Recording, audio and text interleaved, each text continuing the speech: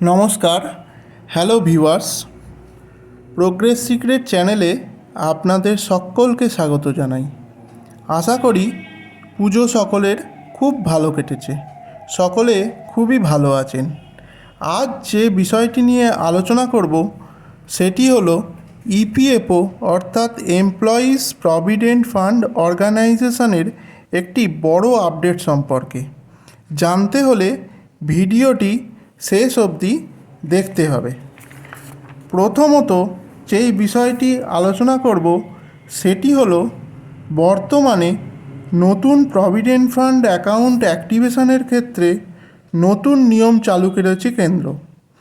এখন বিষয়টি আধার বেসড অথেন্টিকেশনের মাধ্যমে করতে হবে, অর্থাৎ নতুন অ্যাকাউন্ট চালুর ক্ষেত্রে ফেস অথেন্টিকেশন সিস্টেমের মারফত নিউ অ্যাক্টিভেশন করা যাবে, যেখানে চোখের আইয়ের যে ছাপ সেটি অবশ্যই লাগবে।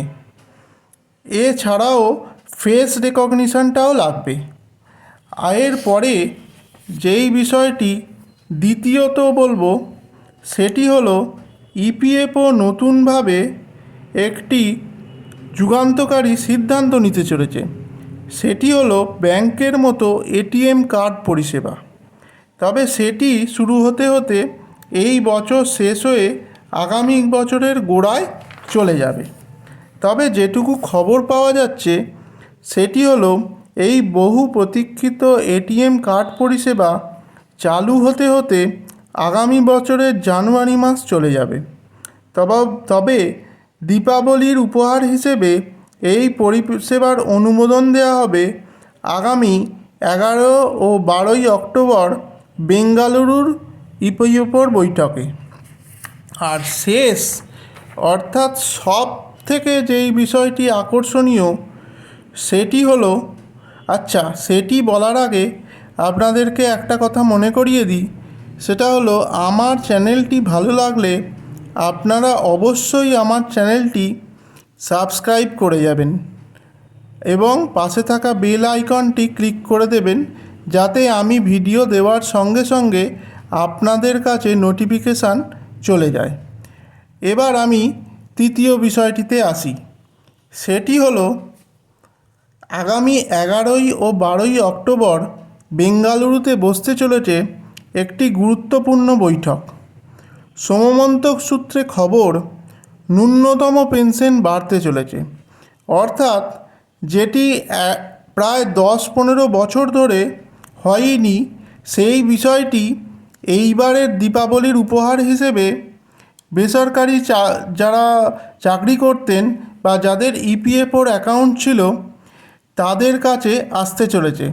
অর্থাৎ যারা মাস গেলে 1000 টাকা পেনশন পেতেন, সেই পেনশনটি বাড়তে চলেছে, বেড়ে 2500 হবে।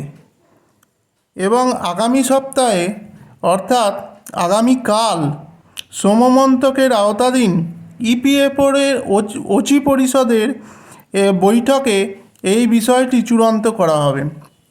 তবে সরকারি সূত্র মারফত যেটুকু জানা যাচ্ছে, ইতিপূর্বে একাধিকবার এই সুপারিশ শ্রম সংক্রান্ত সংসদীয় কমিটির তরফ থেকে করা হয়েছিল, কিন্তু সেই বিষয়ে কোনো চূড়ান্ত সিদ্ধান্ত নেওয়া হয়নি।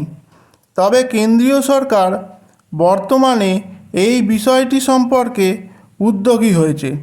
তাই এটুকু বলা যায় যে দীপাবলির উপহার হিসেবে ইপিএফওর পেনশন হোল্ডারদের একটা বাড়তি চমক থাকছে। সেটি হলো দীপাবলির উপহার হিসেবে 1000 থেকে 2500 টাকা ন্যূনতম পেনশন হতে চলেছে। এবার যার যেরকম পেনশন থাকবে তার ওপরে 2.5 গুণ পর্যন্ত বাড়বে।